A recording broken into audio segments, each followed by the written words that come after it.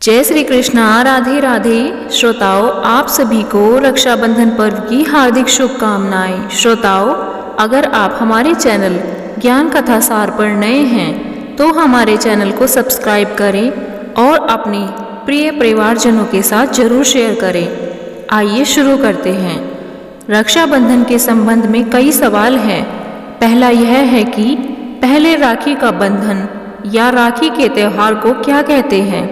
अधिकतर लोग कहेंगे कि रक्षा सूत्र। दूसरा सवाल यह है कि सबसे पहले राखी किसने और किसको बांधी थी। मतलब यह है कि भाई ने बहन को बांधी थी या पत्नी ने पति को। इस सवाल का उत्तर ढूंढना थोड़ा मुश्किल है। हमें सबसे प्राचीन दो कथाएं मिलती हैं। पहली भविष्य पुराण में इंद्र और सची की कथा और दूसरी श्रीमद् भागवत पुराण में वामन और बोली की कथा। अब दोनों की कथा का समय काल निर्धारित करना कठिन है।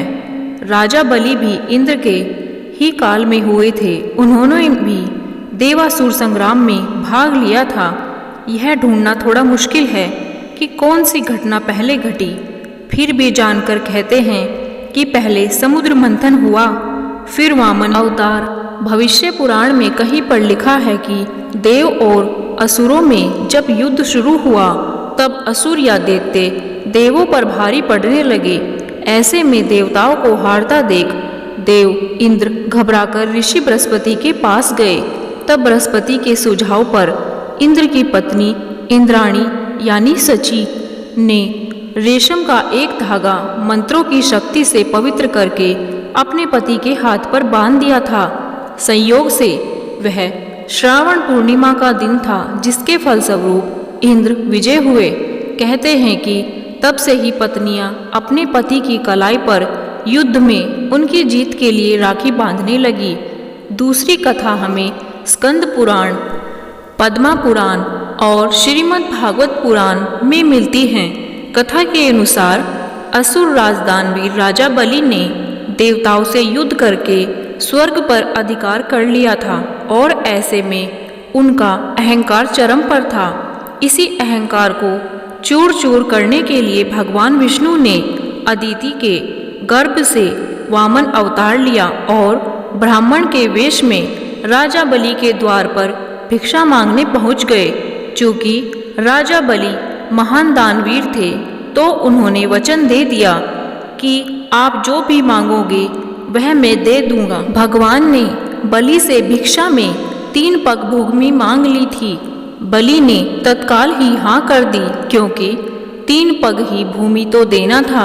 लेकिन तब भगवान वामन ने अपना विशाल रूप प्रकट किया और 2 पग में सारा आकाश, पाताल और धरती नाप लिया। फिर पूछा कि राजन, अब बताइए कि तीसरा पग कहाँ रखूं। तब विष्णु भक्त राजा बलि ने कहा, भगवान आप मेरे सिर पर रख लीजिए। और फिर भगवान ने राजा बलि को सरातल का राजा बनाकर अजर अमर होने का वरदान दे दिया। लेकिन बलि ने इस वरदान के साथ ही अपनी भक्ति के बल पर भगवान से रात दिन अपने सामने रहने का वचन भी ले लिया। भगवान को वामना अवतार के बाद पुनः लक्ष्मी के पास जाना था, लेकिन भगवान ने ये वचन देकर फंस गए और वे वहीं रसातल में बलि की सेवा में रहने लगे। उधर इस बात से माता लक्ष्मी चिंतित हो गई। ऐसे में नारद जी ने लक्ष्मी जी को एक उपाय बताया।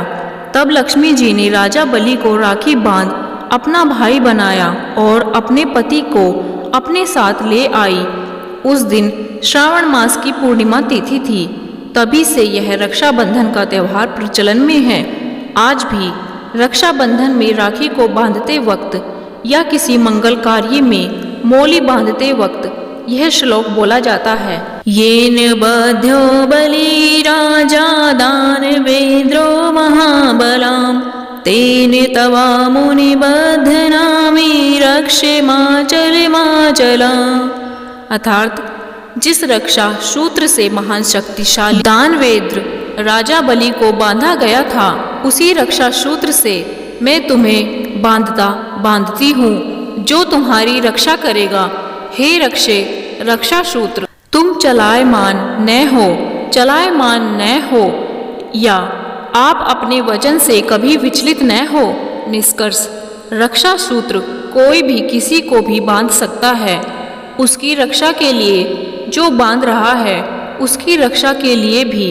लेकिन वर्तमान में प्रचलन से यह परंपरा अब भाई और बहन के बीच ही सिमट कर रह गई है। तो यह अच्छा भी है। भाई को अपनी बहन की रक्षा का वचन देना चाहिए और बहन भी भाई की लंबी आयु के लिए कामना करती है। जय श्री कृष्णा। राधे राधे। श्रोताओं, अगर आपको हमारे चैनल की ये कथाएं पसंद आ रही हैं तो हमारे चैनल को सब्सक्राइब करें और अपने प्रिय परिवारजनों के साथ शेयर करना न भूलें। आप सभी को एक बार फिर रक्षाबंधन पर्व की हार्दिक शुभकामनाएं। जय श्री कृष्णा। राधे राधे।